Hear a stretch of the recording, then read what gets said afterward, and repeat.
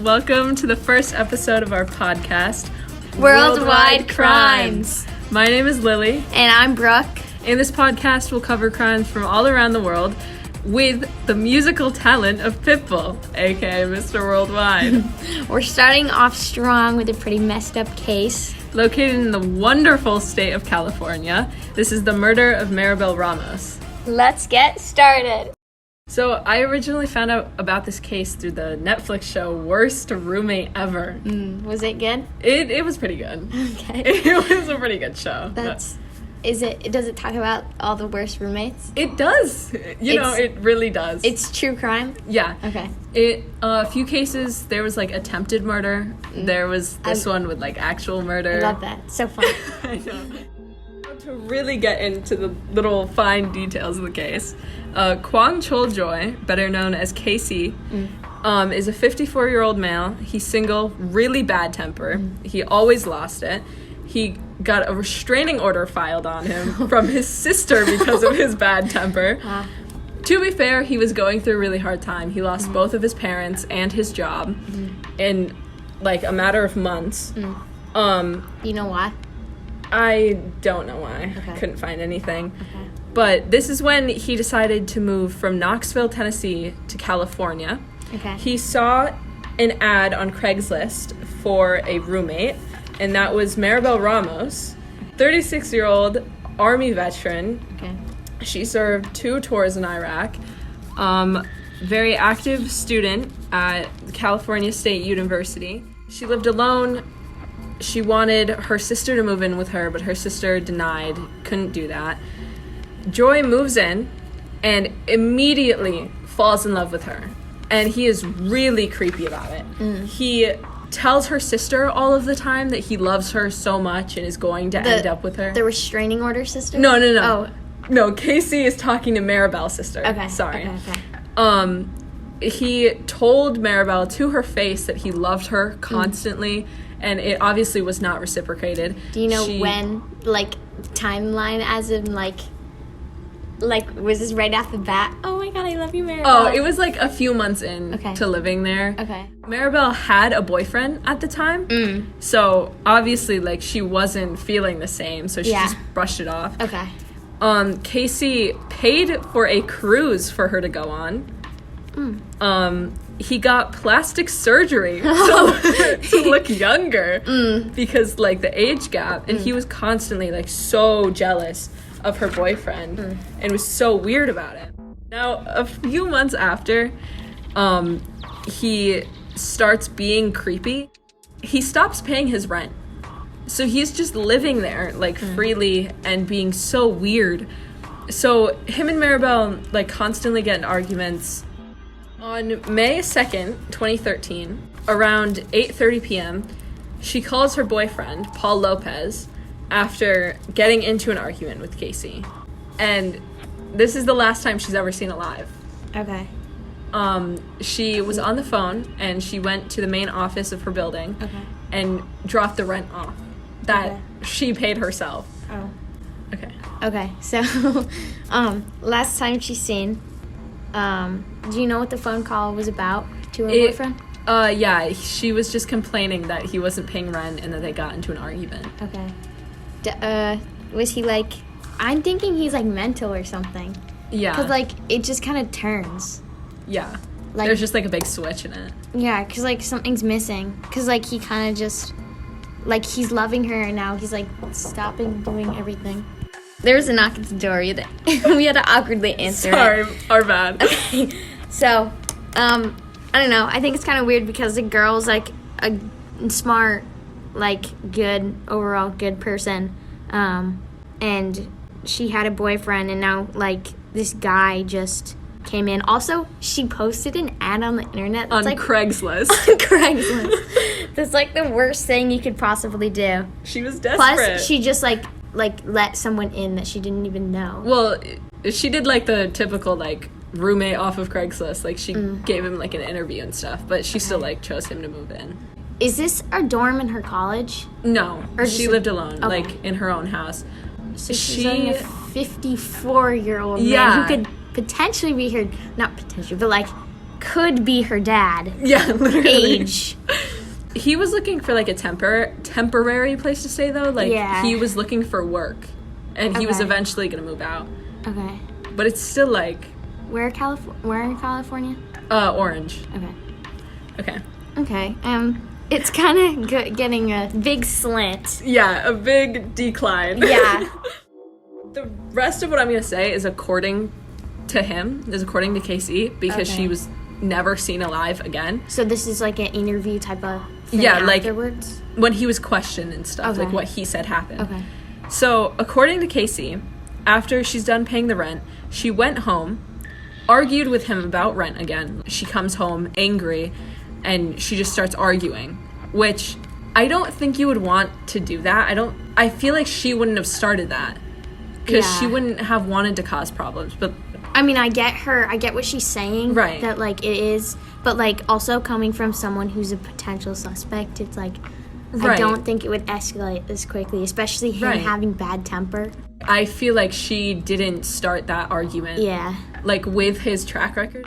After they argue, Casey said he went on a drive at 9 p.m. because he had to blow off steam and couldn't be in the house anymore. And when he came home at around 11, she was gone. It's a nice way to, like, cover up. Nice way to cover up. I went on a drive. I wasn't anywhere. I wasn't there when she disappeared. No, I don't know what happened. I don't know. So he waits for her to come home. And the next day, he calls the police. That's May 3rd, 2013. So they take him in and they question him. And Casey is wearing this short sleeve shirt that shows his forearms. And he has scratches all over his arms. No pets or anything?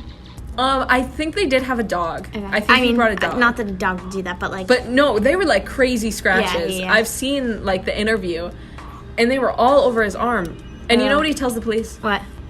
That he went to a park, saw something in a bush, grabbed it, and there was a bunch of thorns in the bush. So all of the scratches are from the thorns, which the police went to the park that he said and saw the bushes, and there were a bunch of thorns, so they had to let him go. Okay. Because he didn't have a solid alibi, because he was just gone, like, out on the road. He didn't talk to anybody when she disappeared, and then he has these explainable scratches. So they just kind of let him go. It's like me with my kittens. Yes. like you would think, like, oh, like, that makes sense. But he is the number one suspect at this time. Because there's not really, like, anyone to There's point nobody her else. off. The only thing could be her boyfriend, just because she randomly phone called him. But, like... Yeah. But they talked to him, and he, like, had an alibi. Yeah. He doesn't seem like he has a big part in the story anyways. Right. It was just that one phone call, and he's, like, also, really why wouldn't her boyfriend be moving in with her?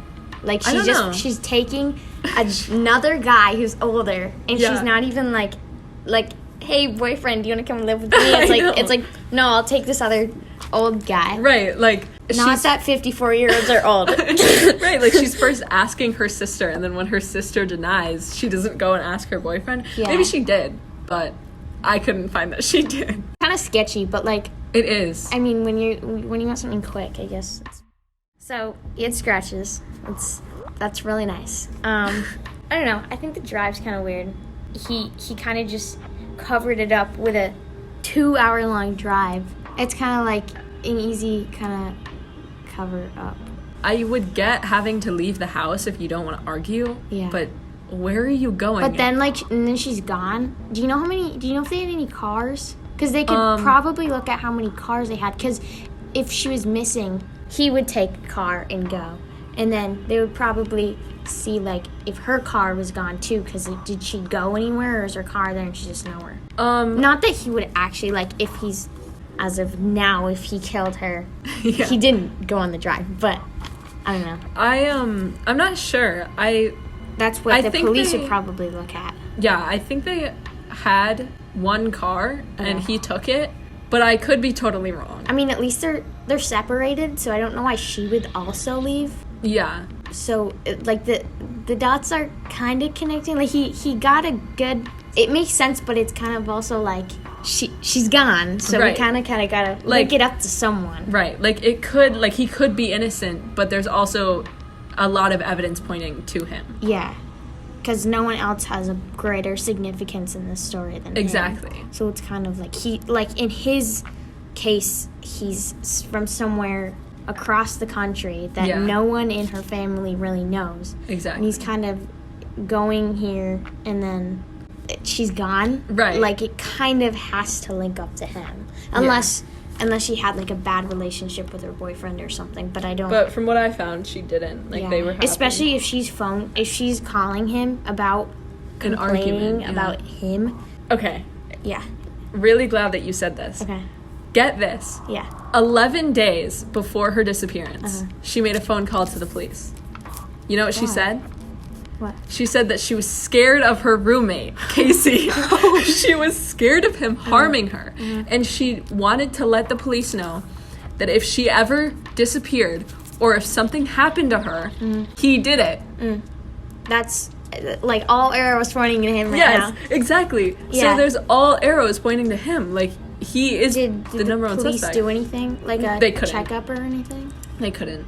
Like, Does he have she was just saying. Does he have a job? Like, is he out of the house at any point? At this point, I don't think so. Okay. I don't So think he had a job. just home all He's day. Yeah, he's just kind of living there. How is he paying his rent? He wasn't. Oh. He stopped paying right. rent. Yeah.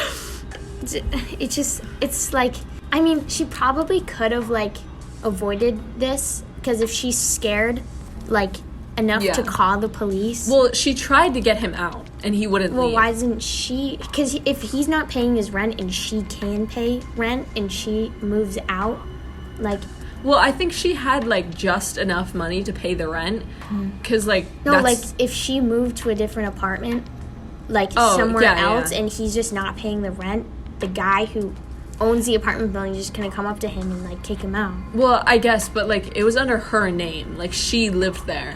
So, I don't know. I think she just, like, felt bad. Like, I don't think she wanted to just, like, strand him there.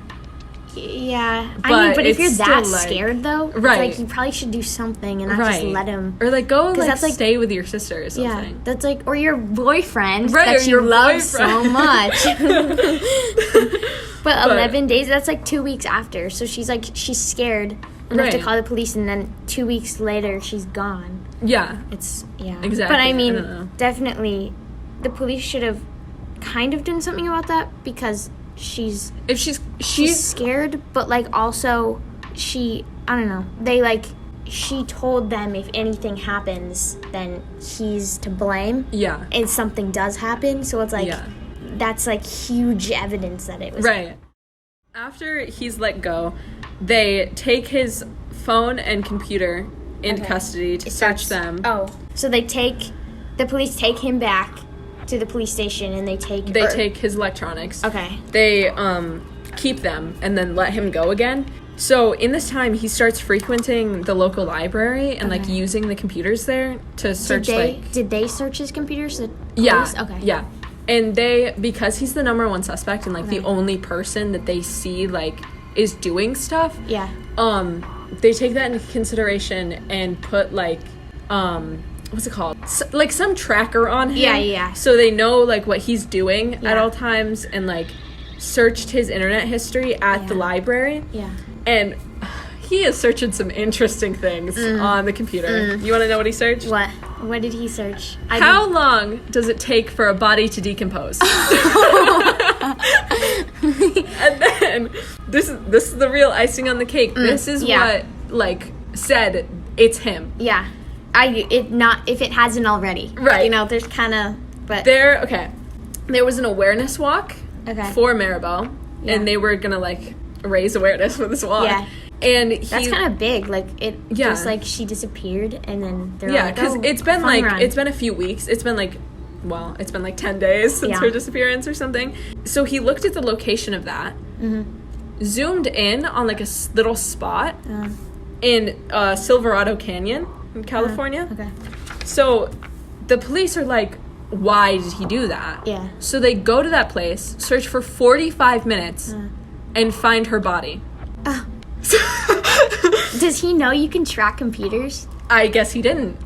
Because it was kind of stupid. Like, you're looking that up on a public also, computer. why would you be, like, looking it up, like... in the first place. Yeah, exactly. I guess he just wanted to see, like, how long it would take, like, if they were walking that way, for the people to find her body, and if they would. But, like, why? Like, that's, again, like, you killed this girl, and then you, like, done and over with. You buried her. Like, why is he looking back on the past? Especially on a computer. Like, you can track whatever. Like, nothing goes away on a computer. Why would you be tracking her again? It just doesn't really, like, make sense. Like, especially because it's a public, like, I get it if it was, like, his computer, because it's, like, that would be a little harder for people to see. But, like, especially because it was a public computer, like... Yeah, he's just kind of making it obvious. Yeah. Like, that's the thing. Like, he didn't even try to hide what he did. He just made it obvious. Also, why aren't the police, like, on this? What do you mean? The girl's gone, and, like... Well, they are. They're trying. I guess they don't really have much towards him, actually arrest him, but, like... Well, the thing was... Like, who else would it be? Yeah, the thing was is that he had, like, so much against him, but it was little things that he could, like, pass off as something else. Yeah. And he had an alibi for everything else. Yeah. So he got off. Yeah. Until now, you see, because these internet searches and all of this is, like, the police are like, oh, it's him. Yeah. And they arrest him, finally. Finally. How long is this after? Like 14 days. Okay. So 2 weeks. He's arrested, but keeps saying that, like, he misses her the most and he loves her so much and he would never do that to her. But, like, he shows up just out of nowhere in her life and then she's gone. Yeah. Like... Which is kind of stupid that he's saying this because it is so obviously him. Yeah. But he tries to keep up his innocence the entire time. And to this day, literally to this day, he says that he is innocent and he didn't do it. I mean, that's what they all say, right? So, eventually, he is found guilty of second-degree murder and is sentenced 15 years in prison. And he's sentenced September 2014. What does it mean, like, I know second degree, but, like, I feel like it seems kind of, like, planned almost. Yeah, like, premeditated. Yeah. I mean, he got what he deserved, I guess. Like, yeah. He got charged for murder, and 15 years is a good length of time. Did he have, like, a criminal history? There's not much, like, about him prior to this that I could find. The only thing that I could find that would be deemed, like, criminal, I guess, is the restraining order his sister put on him. But other than that... Wasn't he just, like, a creepy guy? Yeah, he was just really creepy, and he had a really bad temper. I mean, 15 years is, like, a good amount for someone who just, like, killed one person. I mean, that's not good, but, like... It's not good, but he could have done worse. Yeah, exactly. Yeah. So, I mean, all arrows pointed to him. Like, it was kind of obvious. Yeah. Why are all, like, the criminals, like, smart?